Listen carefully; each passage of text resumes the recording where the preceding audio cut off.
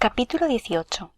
Iban lentos, demasiado lentos. Necros empujó hacia adelante a un peón, mientras profería un gruñido iracundo para combinar a aquel despreciable orco de casta inferior a trabajar más rápido. El servil subalterno se encogió de miedo y acto seguido se marchó raudo y veloz con la carga que portaba. Los orcos de la casta inferior solo eran útiles para realizar trabajos muy básicos, aunque en aquel momento Necros dudaba que fueran capaces de hacer unas tareas tan sencillas. Por eso había ordenado a los guerreros que trabajasen codo con aquella panda de inútiles, para que todo estuviera listo al alba. Si bien Necros se había planteado la posibilidad de partir en plena noche, eso ya no era posible, y lo cierto era que no quería esperar un día más. Cada día que pasaba, más se aproximaban los invasores, aunque sus exploradores, quienes parecían estar ciegos, insistían en que, hasta entonces, no habían hallado ninguna señal que indicase que una fuerza enemiga avanzaba hacia ellos, y mucho menos un ejército. Sin embargo, los hechos eran incontestables. Habían avistado a guerreros de la Alianza montados en grifos. Un mago había encontrado la manera de entrar en la montaña, y el más espantoso de todos los dragones se había sumado al enemigo. Pero que los exploradores no fueran capaces de detectar a los invasores no quería decir que los humanos y sus aliados no estuvieran acercándose a Grimbatol, como estaba intentando hacer comprender a esos orcos serviles de baja ralea que debían recoger y empaquetar todo con la máxima urgencia. El orco mutilado no se dio cuenta de que el jefe de los cuidadores de dragones había subido a hablar con él. Necros se volvió al oír un carraspeo incómodo. «¡Habla, Brogas! ¿Qué haces merodeando por aquí sin hacer nada como estos inútiles?» El orco joven y robusto esbozó un gesto de contrariedad. Al tener los colmillos un poco inclinados hacia abajo, estos le conferían a su semblante taciturno un aspecto aún más sombrío. «Necros, el macho creo que va a morir pronto». «Más malas noticias y en el peor momento posible», pensó el orco tullido. «Vayamos a echar un vistazo», dijo en voz alta Necros. Apretaron el paso todo lo posible, aunque Brogas se cuidó mucho de seguir el ritmo de su superior para que su minusvalía no resultara más evidente. Sin embargo, Necros tenía otras preocupaciones más importantes en mente. Para poder seguir con el programa de cría de dragones necesitaban una hembra y un macho.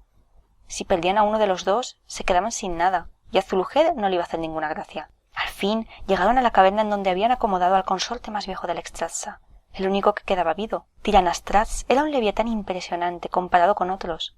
Necros tenía entendido que en su día el anciano macho carmesí habría podido rivalizar con Alamuerte en tamaño y en poder, aunque quizá eso no fuera más que una leyenda. No obstante, el consorte del Extraza todavía ocupaba toda esa enorme cámara, y su tamaño era tal que el líder orco no podía creerse que estuviera enfermo. Pero cuando escuchó la respiración irregular del leviatán, supo que era cierto. Tirán, así lo llamaban todos, había sufrido varios achaques del año anterior. En el pasado, el orco había dado por sentado que los dragones eran inmortales y que sólo perdían la vida si perecían en batalla. Sin embargo, con el paso del tiempo, había descubierto que podían fallecer por otras causas, como por ejemplo una enfermedad. Algo estaba matando lenta e irremisiblemente al coloso venerable. «¿Cuánto tiempo lleva en ese estado?» Brogas tragó saliva antes de responder. «Desde anoche, a ratos está mejor, a ratos peor. Hace unas horas parecía encontrarse mucho mejor». Necros se volvió hacia el cuidador de dragones.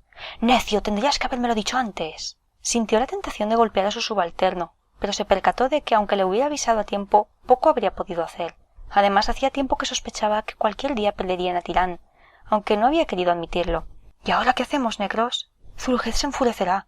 Nuestras cabezas acabarán en un extremo de una pica». Necros frunció el ceño. Él también había pensado en esa posibilidad, lo cual no le hacía mucha gracia, como es lógico. «Lo único que podemos hacer es prepararlo para el traslado. Vendrá con nosotros, vivo o muerto. Después Zulujed decidirá qué hacer con él». «Pero, Necros...» Esta vez el orco cojo sí golpeó a su subordinado. «¡Maldito necio! Más te vale obedecer mis órdenes sin rechistar». Brogas se sintió cabizbajo y se retiró raudo y veloz. Sin duda iba a desahogarse a base de golpes con sus subordinados, quienes en aquel momento estaban muy ocupados intentando cumplir las órdenes de Necros. Tirán viajaría con ellos, tanto si respiraba como si no. Al menos podrían utilizarlo como señuelo. Necros se acercó un poco más al gran macho para estudiarlo detenidamente. Tenía las escamas llenas de manchas, su respiración era irregular y apenas se movía. Estaba claro que al consorte del Extraza no le quedaba mucho tiempo en este mundo. «Necros», le llamó la reina de los dragones en un tono grave. «Necros, detecto tu olor muy cerca». Como estaba dispuesto a aprovechar cualquier excusa para no tener que pensar en las funestas consecuencias de la muerte de Tirán, el corpulento orco se abrió paso hasta la cámara de la hembra. Como solía hacer por precaución, metió la mano en la bolsa que llevaba en la cintura y tocó el arma de demonio. Al Extraza lo observó entrar con los ojos entornados.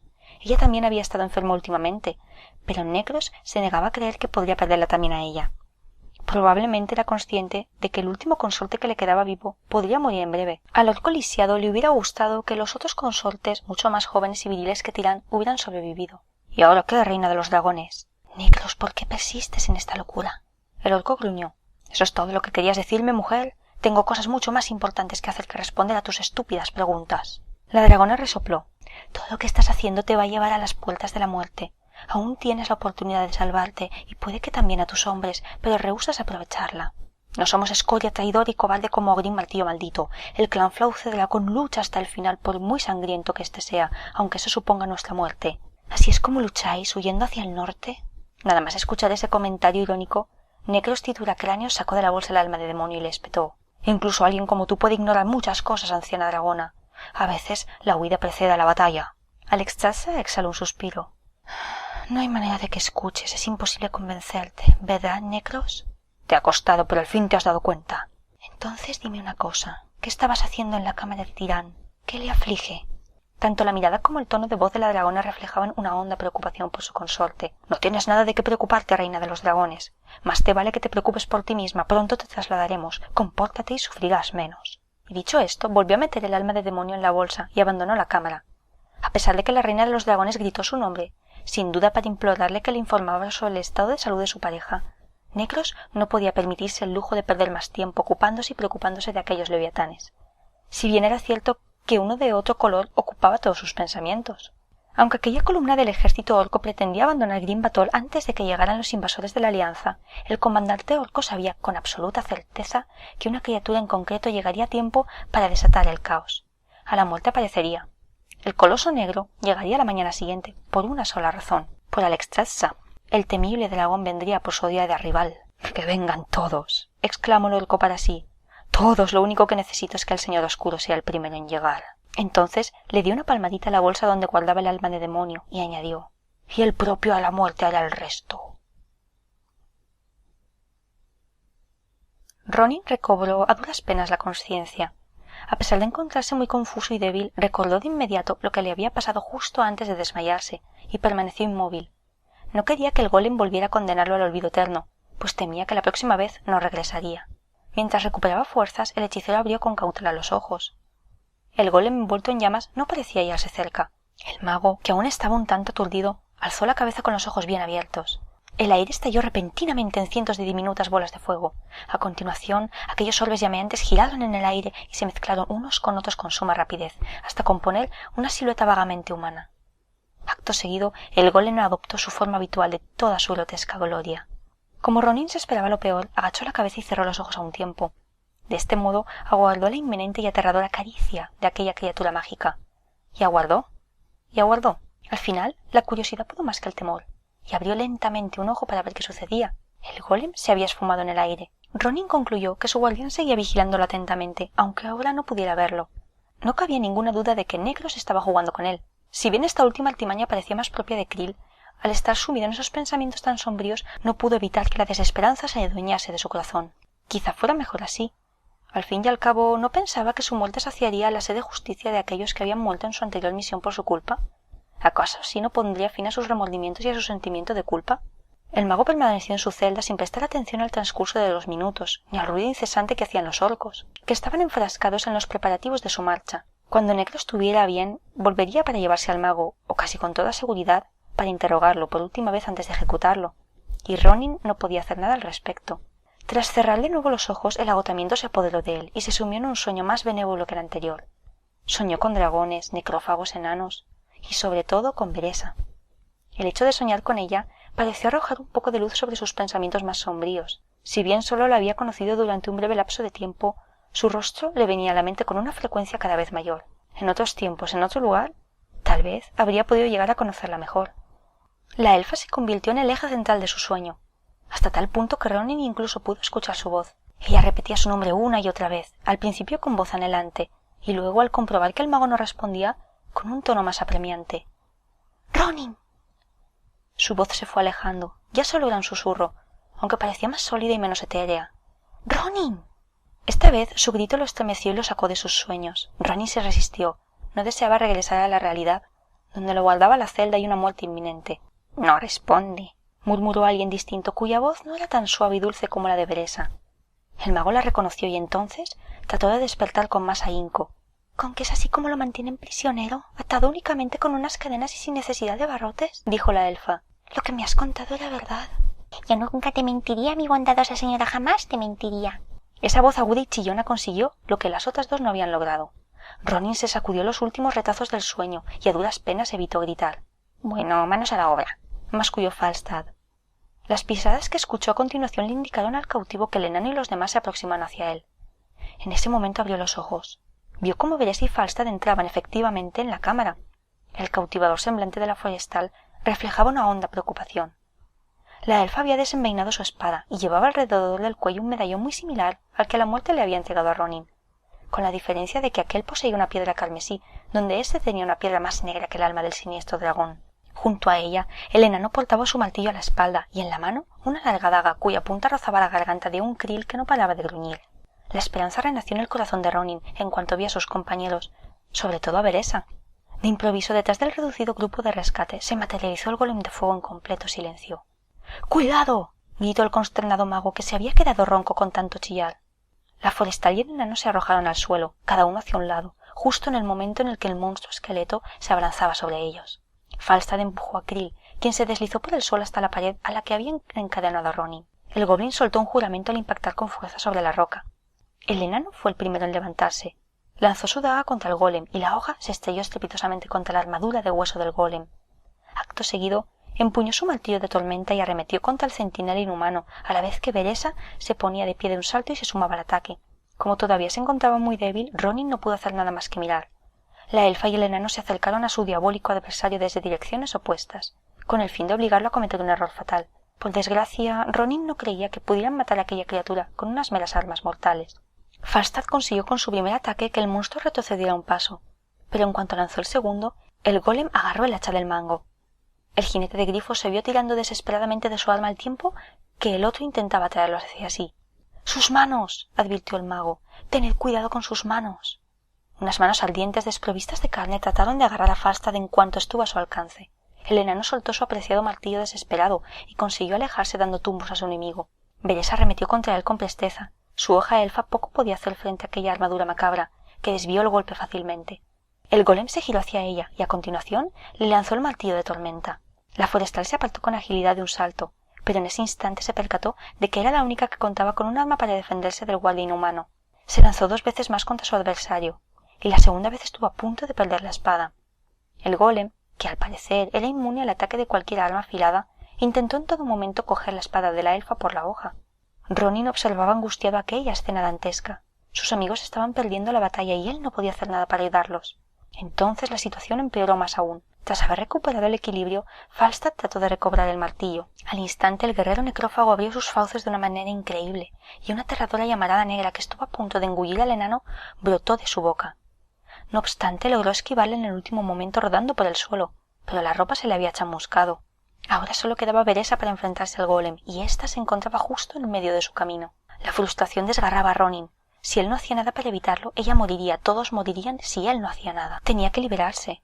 El magullado hechicero hizo acopio de las escasas fuerzas que le quedaban e invocó un conjuro. Como el golem estaba entretenido con la elfa, el mago aprovechó la oportunidad para concentrarse sin ser molestado. Lo único que necesitaba era un poco de tiempo. ¡Sí!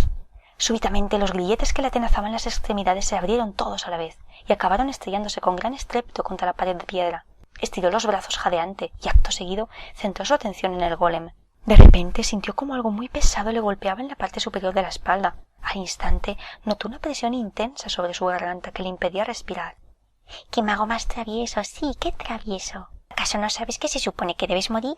Krill estaba estrangulando a Ronin con una fuerza sorprendente. Sabía que los goblins eran mucho más robustos de lo que aparentaban. Sin embargo, la fuerza de esa criatura rayaba en lo fantástico. Se acabó, humano. Ríndete, arrodíllate. El hechicero estuvo a punto de admitir su derrota. La cabeza le daba vueltas debido a la falta de aire y se encontraba extremadamente débil tras la sesión de tortura a la que le habían sometido. Pero no podía rendirse, porque si él caía, también lo harían Beresa y Falstad. El mago se concentró y extendió una mano hacia el golem asesino. Al instante Krill profirió un chillido muy agudo. Soltó a Ronin y cayó al suelo. El mago trastabilló hacia atrás y acabó apoyado contra la pared, donde intentó recuperar el resuello mientras temía que la criatura maligna se aprovechase de su debilidad para asestarle el golpe de gracia. Pero lo cierto era que no tenía de qué preocuparse. El goblin, uno de cuyos brazos le había quemado el hechicero al tocarlo con la mano, Se alejó dando saltitos mientras lo maldecía. Mago asqueroso, brujo apestoso, maldito seas tú y tu magia. Te dejo a solas con mi amigo, disfruta de su tierno abrazo. Krill se dirigió a la salida saltando y riéndose del destino funesto que le aguardaba al intruso humano. De pronto, el golem dejó de luchar con Beresa y Falstad, posó su mirada letal sobre Krill y abrió sus fauces. Súbitamente, brotó de su boca esquelética una llamarada negra que engulló al desprevenido goblin. Krill murió lanzando un grito misericordiosamente corto y envuelto en una esfera llameante. Aquel fuego lo incineró con tanta celeridad que cuando sus restos tocaron el suelo se había reducido a un montón de cenizas, y entre ellas destacaba el medallón que la desventurada criatura guardaba dentro de la bolsa que llevaba atada al cinturón. —¡Ha matado a ese miserable canijo! —exclamó Falstad asombrado. —Y seguro que nosotros somos los siguientes —le recordó la elfa—. Aunque no tengo calor, mi espada está ya medio fundida por culpa de las llamas que rodean su cuerpo, y dudo mucho que pueda esquivar sus ataques mucho más tiempo. Si al menos consiguiera alcanzar mi martillo, quizá podría hacer algo, pero ¿cómo? ¡Cuidado! El golem lanzó otra llamarada, pero esta vez apuntó hacia arriba, donde la rabiosa columna flamígera no se limitó a calentar la roca, sino que desintegró el techo, lo que provocó que unos trozos enormes de piedra se desprendieran sobre el trío de intrusos. Un pedazo de roca impactó en el brazo de Beresa con tal violencia que la forestal cayó al suelo. La lluvia torrencial de piedras obligó a Falstad a alejarse de ella y disuadió a Ronin de intentar aproximarse a la forestal. A continuación, el golem llameante centró su atención en la elfa. Volvió a abrir sus fauces. ¡No! —gritó Ronin, quien valiéndose de toda su fuerza de voluntad logró levantar un escudo mágico para proteger a Beresa, más resistente que ningún otro que hubiera creado jamás. Las llamas negras se estrellaron contra aquella barrera invisible con una furia increíble y rebotaron hacia el golem. Ronin nunca hubiera imaginado que las llamas del golem pudieran ser letales para él. El fuego envolvió a su dueño y recorrió todo su cuerpo esquelético con una voracidad inusitada. Un rugido atroz e inhumano brotó de la garganta descarnada del golem. Acto seguido, la monstruosa criatura tembló y a continuación explotó, liberando así un torbellino de energías mágicas con una fuerza huracanada dentro de esa diminuta cámara subterránea. El dañado techo no pudo soportar la tensión a la que sometieron esas energías, y lo que quedaba de él se derrumbó sobre los tres intrusos. Oculto bajo el oscuro manto de la noche, el dragón a la muerte sobrevolaba el mar en dirección al este. Se dirigía hacia Khazmodan, en concreto a Grimbatol, más rápido que el viento. Sonreía para sí, y si cualquier otra criatura hubiera podido verle la cara en ese momento, habría huido despavorida, presa de un terror mortal. Todo, absolutamente todo, se estaba desarrollando según lo previsto. Su plan para ocupar una posición de poder entre los humanos también prosperaba sin contratiempos ni sobresaltos. Hacía apenas unas horas había recibido una misiva de Terenas donde le comentaba que en una semana después de que Lord Prestor fuera coronado se haría correr la voz de que el nuevo monarca de Alterac iba a casarse con la hija menor del rey de Lord Aeron el mismo día que ésta cumpliera la mayoría de edad. Solo quedaban unos años, un abrir y cerrar de ojos en la vida de un dragón, para que ostentara un poder que le permitiría poner en marcha el plan definitivo con el que lograría la total aniquilación de la estirpe humana. Tras ellos, los elfos y los enanos, que, al ser unas razas más antiguas, carecían del vigor juvenil de la humanidad, caerían como las hojas de un árbol moribundo. El dragón tenebroso representaba el futuro como un auténtico jardín de las delicias, en el que solazarse. Sin embargo, en el presente, a la muerte debía ocuparse de cierto asunto, tan gratificante o más que el futuro que lo aguardaba, que requería su atención inmediata. Los orcos se disponían a abandonar su fortaleza montañosa. Al alba partirían en sus carromatos hacia la última fortaleza que le quedaba a la horda en Dun Algaz, y con ellos viajarían los dragones. Los orcos esperaban un ataque de la alianza por el oeste, y que esa fuerza estuviera formada cuanto menos por jinetes de grifos, magos y un gigante negro alado. A la muerte no tenía ninguna intención de decepcionar a negros tritulacráneos. Gracias a Krill, el señor oscuro sabía que el orco cojo tramaba algo. Sospechaba cuál podía ser su plan, pero pensaba que sería interesante comprobar si un orco era capaz de tener una idea original, para variar. Entonces apareció en el horizonte el perfil de la costa de Khazmodan. A la muerte pudo distinguirla perfectamente gracias a su excelente visión nocturna. A continuación viró ligeramente y se desvió un poco hacia el norte. Apenas quedaban un par de horas para que saliera el sol. Tenía tiempo más que de sobra para alcanzar su destino final. Una vez allí, esperaría y observaría con objeto de escoger el momento propicio para actuar, para alterar el curso de la historia y modificar el futuro. Otro dragón surcaba los cielos en ese instante, uno que hacía muchos años que no volaba. Aunque estaba gozando de la embriagadora sensación de libertad que proporcionaba surcar el cielo, también se había percatado de que estaba muy oxidado. Se suponía que volar tendría que haber sido algo natural para él, consustancial con su propio ser. Sin embargo, se sentía incómodo haciéndolo. El dragón Corialstrax había sido el mago Krasus durante demasiado tiempo. Si ya hubiera despuntado el día, algunas criaturas habían divisado en el cielo a ese leviatán carmesí que, pese a ser el más grande que la mayoría, no alcanzaba el tamaño descomunal de los 5 aspectos. Corialstrax era rojo como la sangre y poseía una figura esbelta. En su juventud fue considerado bastante apuesto entre los de su raza. Era innegable que había llamado la atención de su reina. Aquel gigante carmesí, que era rápido y letal en combate, había sido uno de los grandes paladines de la reina. Había protegido siempre el honor de su vuelo con gallardía y se había convertido en su súbdito favorito cada vez que trataba con las nuevas razas. Antes incluso de la captura de su amada Alexstrasza, habían pasado varios años bajo la forma del mago Krasus, y normalmente solo revertía en su verdadero yo cuando la visitaba en secreto. A pesar de ser uno de los consortes más jóvenes de la reina, no tenía la influencia ni la autoridad de Tiranastrax, pero supo desde el principio que ocupaba un lugar muy especial en el corazón de su reina. Por eso se había presentado voluntario para ser su principal agente ante la más prometedora y diversa de las nuevas razas, la humanidad. Su misión consistía en ayudar a los seres humanos a alcanzar la madurez como estirpe siempre que fuera posible. Indudablemente, Alexstrasza creía que estaba muerto. Tras la captura de su reina y de ser testigo de cómo era subyugado el resto de su vuelo, Corialstrax había decidido seguir siendo Krasus para ayudar a la Alianza en su guerra contra los orcos, porque consideraba que esa era la única manera de seguir plantando cara a los enemigos de su reina. Le había descorazonado tener que presenciar la muerte de su estirpe a manos de los jóvenes dragones criados por la Horda, que ignoraban el glorioso pasado de su raza, y que además no vivirían lo suficiente como para saciar su sed de sangre y alcanzar la madurez y sabiduría que siempre había constituido el verdadero legado de un leviatán. Por otro lado, mientras ayudaba a la elfa y al enano a entrar en la montaña, había tenido la suerte de contactar mentalmente con uno de esos jóvenes dragones, a quien había calmado y explicado lo que tenía que hacer. El mero hecho de que aquel leviatán lo hubiera escuchado le insufló renovados ánimos. Eso significaba que todavía quedaba alguna esperanza para uno de esos colosos al menos. Pero aún quedaba tanto por hacer que una vez más Corialstrax se había visto obligado a dar la espalda a los mortales y abandonarlos a su suerte. En cuanto vio los carromatos a través del medallón, escuchó las órdenes que vociferaban los oficiales orcos, se convenció de que sus esfuerzos finalmente iban a dar sus frutos. Los orcos habían molido el anzuelo y se preparaban para abandonar Grimbatol, y por tanto sacarían a su amada Alexstrasza del interior de la montaña. Al fin estaría en campo abierto donde podría rescatarla.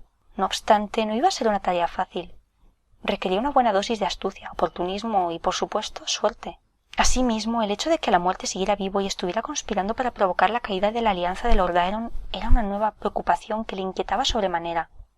Esa amenaza inesperada había estado a punto de trastocar los planes de Corialstrax, aunque por lo que había deducido como Krasus, a la muerte estaba demasiado inmerso en las rencillas políticas de la alianza como para permitirse el lujo de perder el tiempo urdiendo planes contra esos orcos tan lejanos, y lo poco que quedaba de él que en su día fue el orgulloso vuelo rojo de dragones. La muerte estaba jugando su propia partida de ajedrez, cuyas piezas eran los diversos reinos de la alianza. Si se le dejaba actuar libremente, acabaría provocando una guerra entre ellos. Por fortuna, tardarían años en colocar todas las piezas en su lugar para hacer jaque mate, de modo que a Corialstrax no le preocupaba demasiado el futuro inmediato de los humanos de Lord Aeron, ni el de los territorios que existían más allá de la alianza.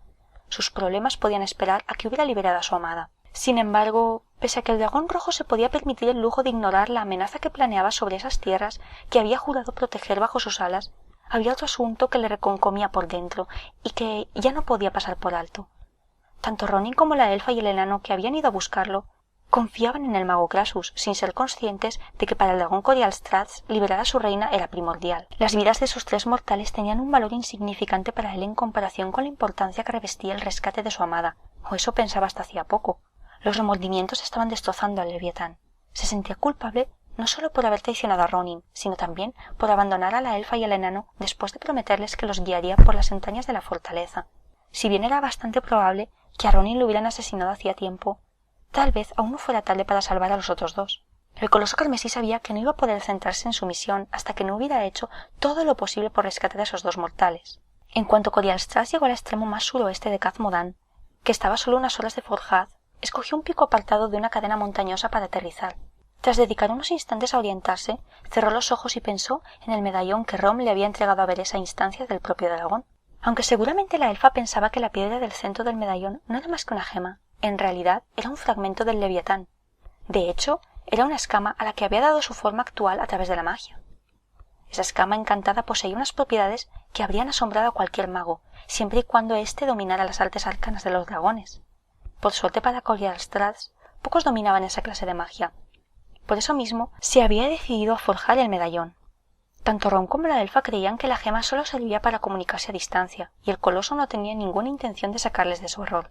Como el fuerte viento y la nieve no dejaban de azotarlo, Kolialstrasz plegó sus alas todo cuanto pudo, lo más cerca posible de su cabeza, para protegerse de las inclemencias del tiempo mientras se concentraba. Se imaginó a la elfa tal como la había visto a través del talismán. Para tratarse de alguien de su raza era bastante agradable a la vista, y no cabía ninguna duda de que el destino de Ronin le preocupaba sobremanera. También era una diestra guerrera. Posiblemente siguieran vivos, tanto ella como el enano de Piconidal. Veré esa brisa veloz. Haz algún ruido, por leve que sea, para que pueda saber que me estás escuchando. Pero no recibió ninguna respuesta. ¡Elfa! Llamó el dragón, al que poco le faltó para perder la compostura. ¡Elfa! Siguió sin recibir respuesta y sin ver en su mente ninguna imagen a través del talismán. Kolialstrasz se concentró con más intensidad en el medallón y se puso a escuchar con suma atención, a la espera de oír algún ruido, cualquiera, aunque fuese un gruñido de un orco. Pero no oyó nada. Ya era demasiado tarde. Había tenido el repentino ataque de conciencia demasiado tarde para poder salvar a esos dos mortales que pretendían rescatar a Ronin. Ellos también habían muerto por culpa de la falta de escrúpulos del dragón. Bajo la forma de Krasus había manipulado a Ronin. Había jugado con su sentimiento de culpa, aprovechándose de que al mago humano le remordía la conciencia haber perdido a tantos compañeros en su anterior misión, y esos remordimientos lo habían hecho susceptible a la manipulación. Sin embargo, ahora entendía perfectamente cómo se había sentido ese humano.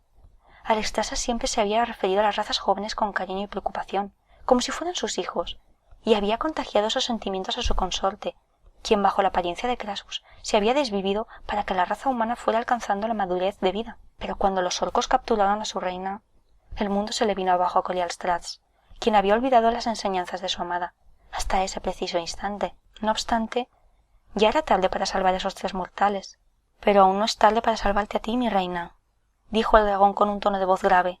Si sobrevivía, estaba dispuesta a consagrar su vida a compensar todo el mal que les había hecho a Ronin y a los demás, aunque por ahora lo único que le importaba era rescatar a su amada.